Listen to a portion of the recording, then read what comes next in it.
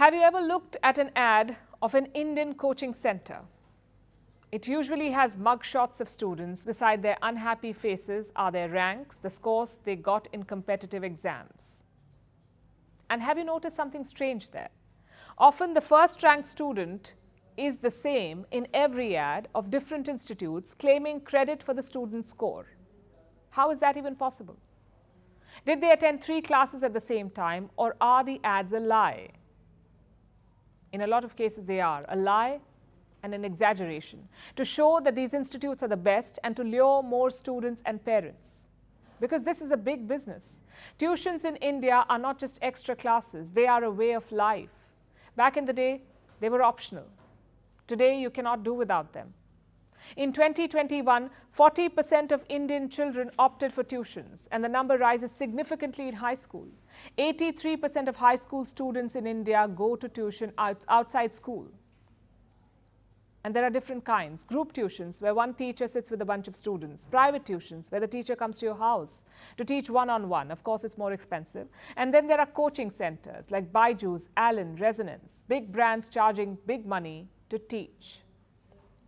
And they're quite popular. They've captured India's middle class. But why are we talking about them tonight?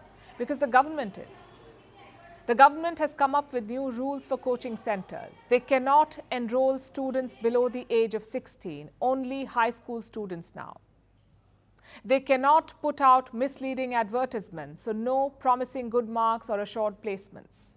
They cannot hold classes for more than 5 hours a day, so students get some time to relax. And if a student leaves midway, they should be refunded. The full fees won't be lost. All of these sound reasonable, welcome moves.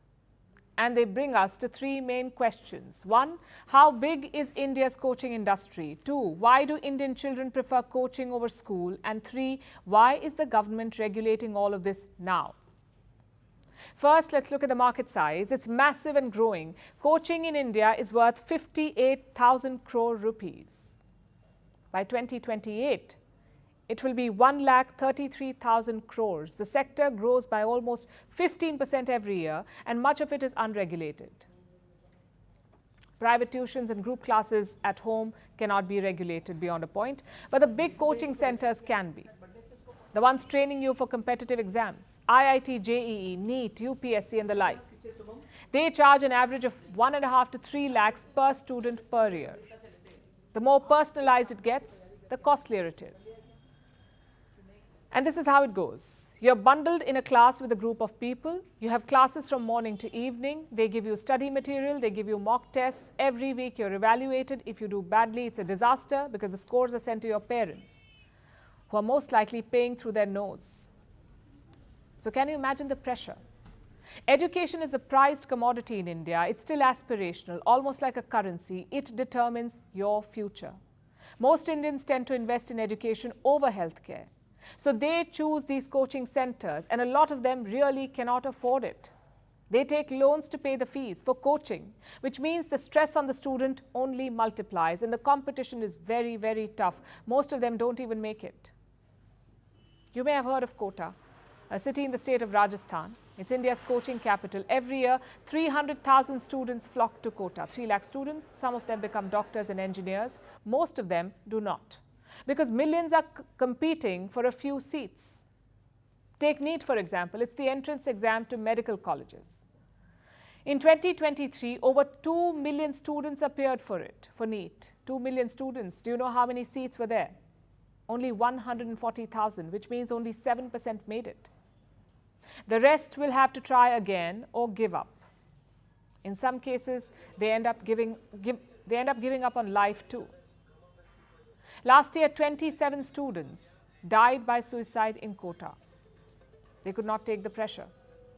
So the government is basically trying to regulate this whole business of coaching. It may be a step in the right direction, but it doesn't address the fundamental problem. Why do students need coaching? Why is school education not enough? The answer lies in our population.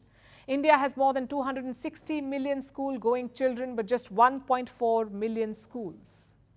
Clearly, the resources do not match the demand. There aren't enough teachers or classrooms or funds, and there's rampant corruption. all of it leaves us with an education system that is insufficient.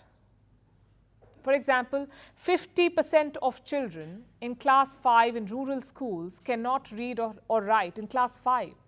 They cannot read or write. So clearly, the education system is not good enough. And if you want to make something of yourself, you'll have to look for alternatives, in this case, tuitions.